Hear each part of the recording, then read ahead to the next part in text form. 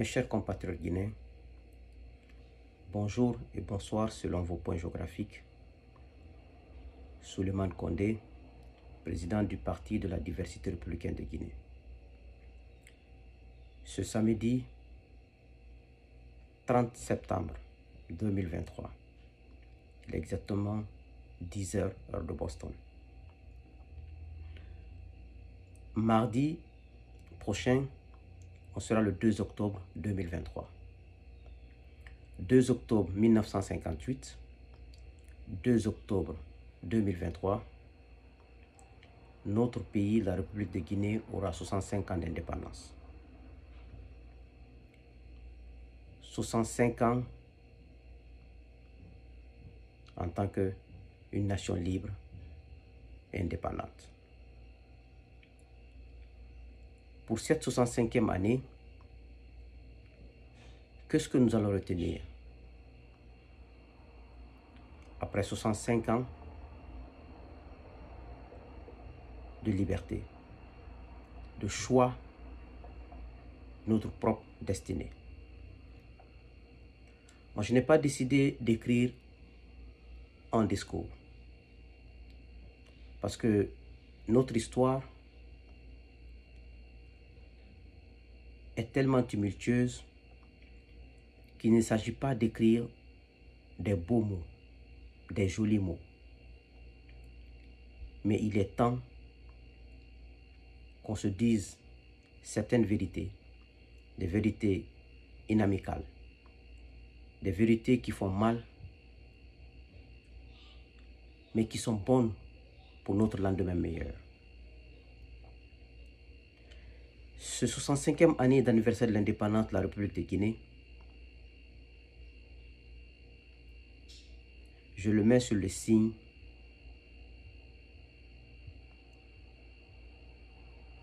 de l'audace, de l'engagement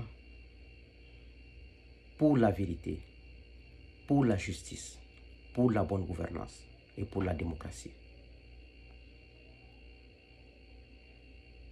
Nous savons tous que notre pays est un pays qui n'a jamais été en guerre, mais qui n'a jamais été en paix. Car on a eu la malchance d'avoir des gouvernants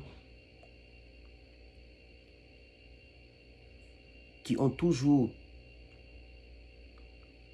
utilisé l'État comme une propriété privée et qui n'ont jamais voulu avoir de la contradiction et accepter l'idée des autres qui sont opposés à leur pouvoir. Ceci dit, on ne peut pas rappeler l'histoire parce que presque tous les Guinéens connaissent l'histoire de notre pays. Mais ces mots qui nous empêchent de décoller. 65 ans. Nous sommes aujourd'hui en 2023. Les populations guinéennes ne possèdent ni eau ni électricité.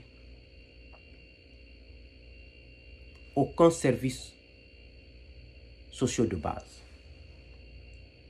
Ni de transport, ni de route, ni une habitation adéquate pour une population. Ceci est dû à quoi? À notre irresponsabilité, à notre manque de patriotisme.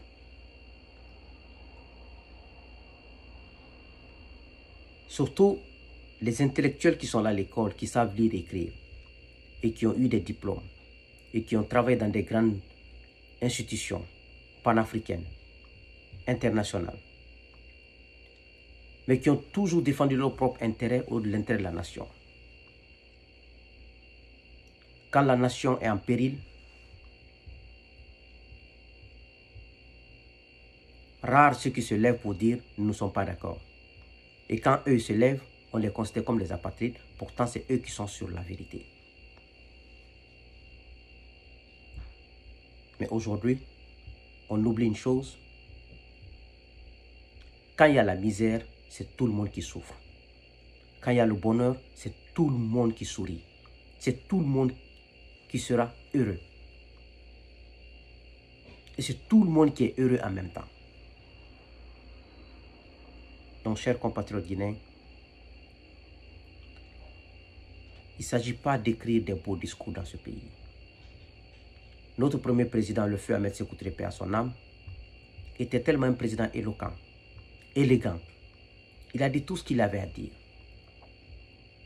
Mais qu'est-ce que ces beaux discours, ces jolis discours, ces jolis mots français, ces paragraphes, ces jolis paragraphes, mots français beaux à entendre, qu'est-ce que ça nous a apporté?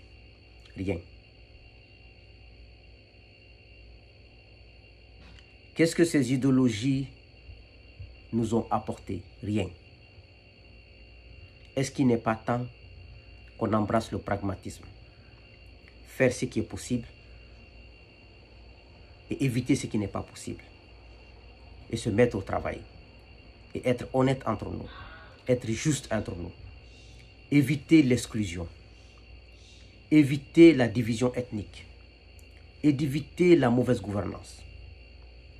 Regardez dans la sous-région, seuls les cadres guinéens, les intellectuels guinéens, qui volent l'argent public, qui achètent et construisent des maisons au Sénégal, qui achètent et construisent des maisons à Abidjan, qui achètent des maisons au Maroc, qui achètent des maisons en France, aux États-Unis, en Belgique.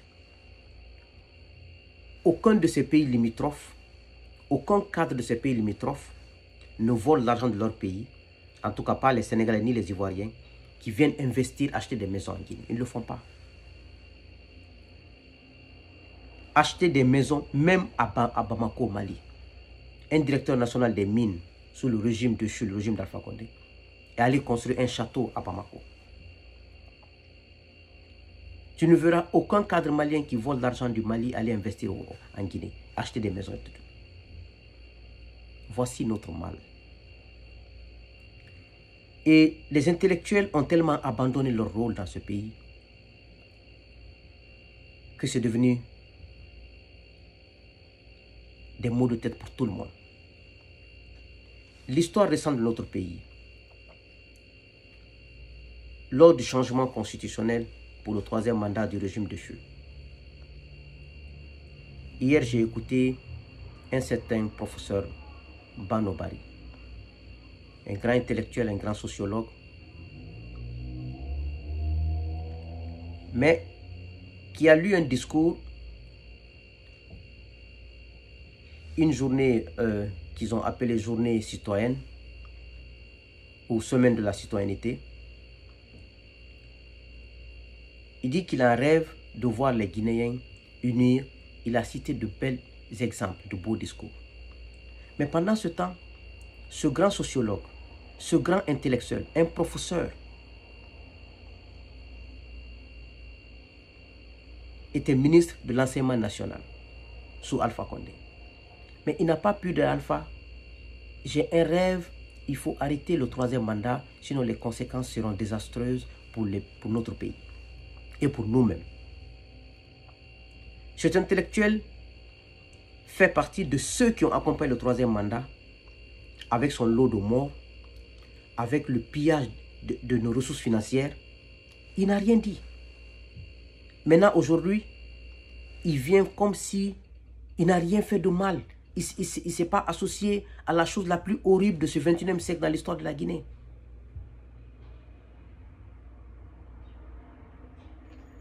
Et à part Dr Bano, je m'adresse aussi à tous les intellectuels de la Guinée. Quand il y a eu le 3e mandat, c'est juste une frange de l'opposition de la société civile qui se sont levés pour dire que ce n'est pas normal. Parce que ça va nous amener à un lendemain incertain.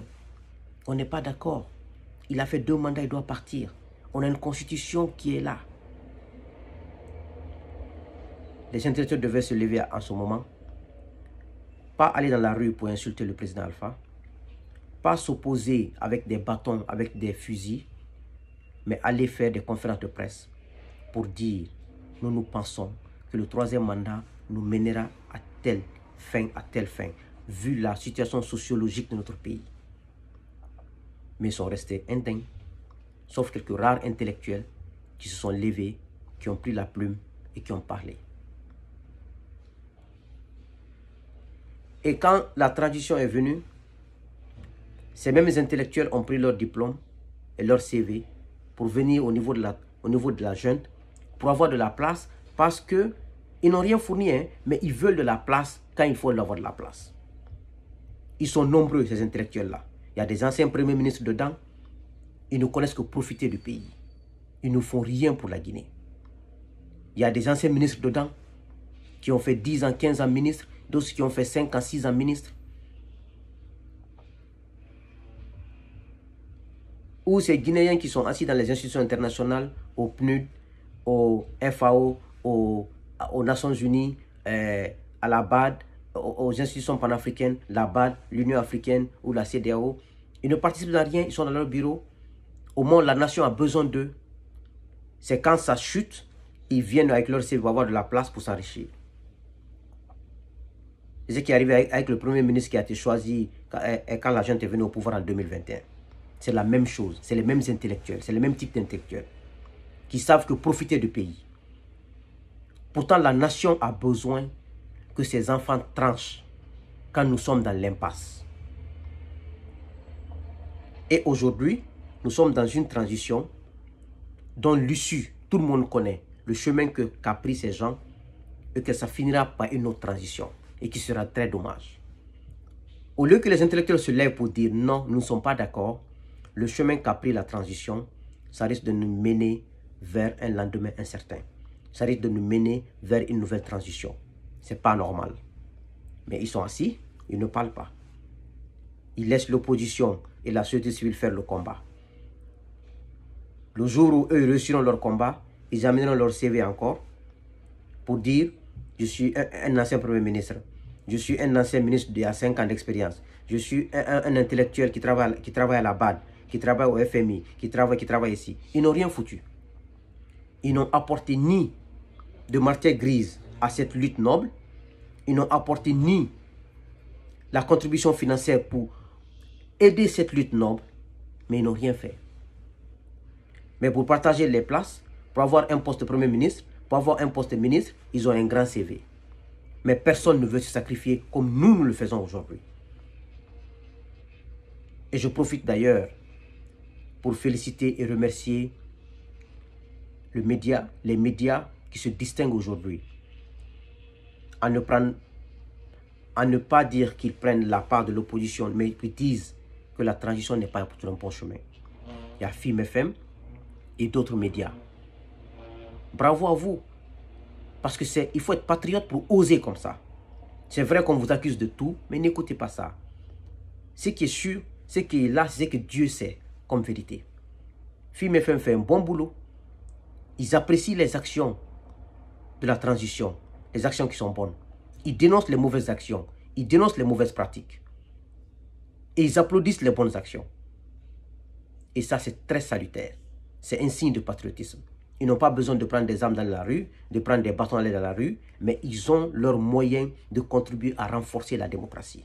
C'est très important. D'autres journalistes aussi le font. Je ne suis pas tous les médias, comme je suis à distance. Mais voici ce qu'il faut faire. Moi, il y a un intellectuel qui m'a dit, qui sait qu'il y aura un glissement, que Doumbouya ne respectera pas son chronogramme.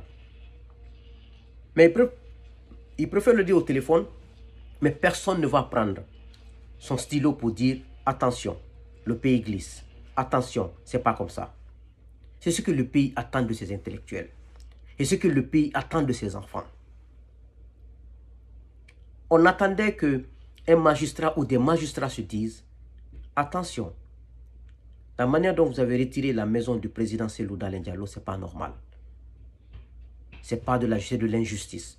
Nous sommes des magistrats, des gens assermentés. Nous sommes contre ces pratiques. » Mais personne, à part ces avocats, personne n'en a parlé.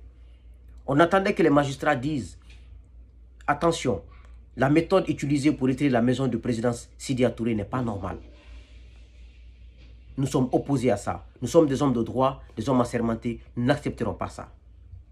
Mais tout le monde restait bouche bée, à part leur avocat. Comment une nation peut marcher quand des intellectuels, quand ceux qui doivent être des garants, ne prennent pas leurs responsabilités. Il est bon de faire l'autocritique. On est à 65 ans d'indépendance, faisons l'autocritique. Quand tu quittes la Guinée, tu foules le sol sénégalais, tu es content, tu es fier. Quand tu quittes la Guinée, tu foules le sol ivoirien, tu es content, tu es fier. Qu'est-ce qui fait ça? Parce qu'à un moment donné, ces pays ont des intellectuels qui disent « Attention, il y a des limites à tout ». Aujourd'hui, le Ghana qui est cité comme un exemple. Le Ghana dans les années 1995, 1996, c'était le pays le plus c'est-à-dire, ne pas dire le gros mot ici, un pays pas exemplaire dans les années 1995-96. Mais regardez le Ghana aujourd'hui.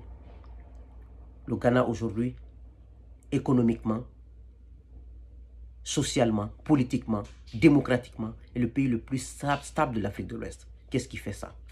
Ils ont accepté la vérité. Ils ont accepté d'être au service de la nation. Ils ont accepté de mettre de côté les égos. Quand il y a des élections, celui qui gagne, gagne. Celui qui ne gagne pas, félicite l'autre. Pourquoi on aime faire des jeux en Guinée? Mes chers compatriotes, si nous voulons que notre pays bouge, il faut que l'exclusion cesse en Guinée. Qu'on cesse de dire, il faut nous au pouvoir, ce n'est pas les autres. Ce n'est pas normal. Tous les enfants de la Guinée sont égaux. C'est un héritage. Il faut qu'on accepte un jeu démocratique. Il faut qu'on accepte l'adversité. Il faut qu'on accepte la rivalité.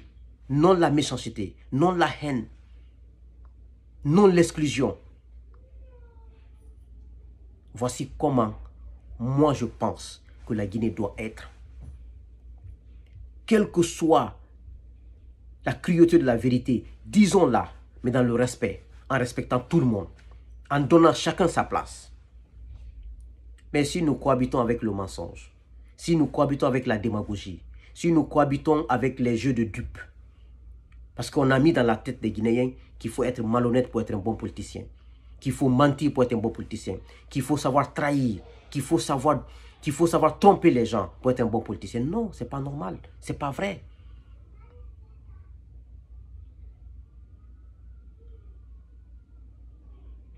Cette nation est très riche.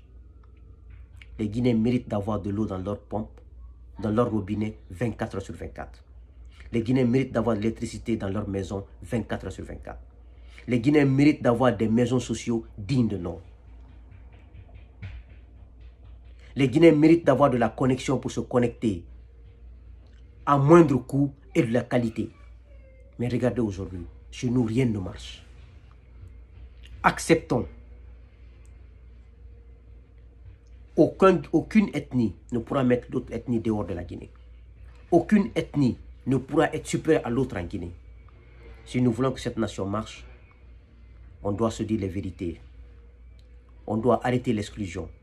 On doit arrêter l'injustice. On doit arrêter de prendre... Quand un Guinéen dit la vérité, vous voyez comment les Guinéens sont fiers de lui. Parce que tout le monde, tout être humain a besoin de la vérité. Tout être humain a besoin du bien-être. Regardez chez nous, comment nos mamans, nos femmes, nos sœurs accouchent dans des conditions déplorables. Regardez des cliniques qui fleurissent partout, des cliniques qui ne répondent pas aux normes.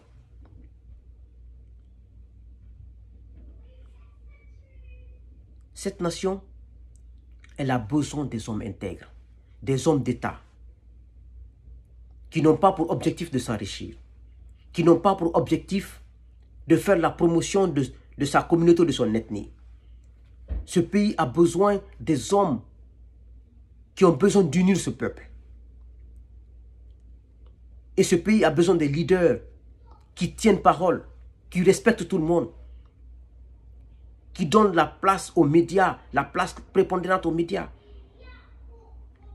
et qui appellent à tous les Guinéens à un sens élevé de responsabilité. Mais au fur et à mesure qu'on ment, on triche, on est malhonnête, on devient populaire en Guinée. Au fur et à mesure qu'on est honnête, on est sincère, on dit la vérité, on ne prend pas du côté de son ethnie, on est tranchant, on dit il est vendu. On a perdu toutes nos valeurs. Sur ce, je m'arrêterai là. Mes chers compatriotes, il faut une remise en question. Une remise en question, on n'a pas besoin de discours. On n'a pas besoin de grands discours. On n'a pas besoin de gros mots français. On a besoin de pragmatisme. Qu'est-ce qu'il faut pour mettre les goudrons dans tout Conakry, pour ne plus qu'il y ait des poussières? Qu'est-ce qu'il faut? On peut créer de l'emploi en Guinée. Si on s'entend, on s'assoit, on réfléchit. Les Guinéens sont trop intelligents pour ça. Les enfants guinéens ont trop de talent pour ça. Donc acceptons les vérités. Bannissons l'injustice chez nous. Bannissons l'ethnocentrisme chez nous. Bannissons l'exclusion chez nous. Et acceptons la concurrence. Acceptons parce que c'est la Guinée avant tout. Que Dieu bénisse la Guinée. Que Dieu vous bénisse. Je vous remercie.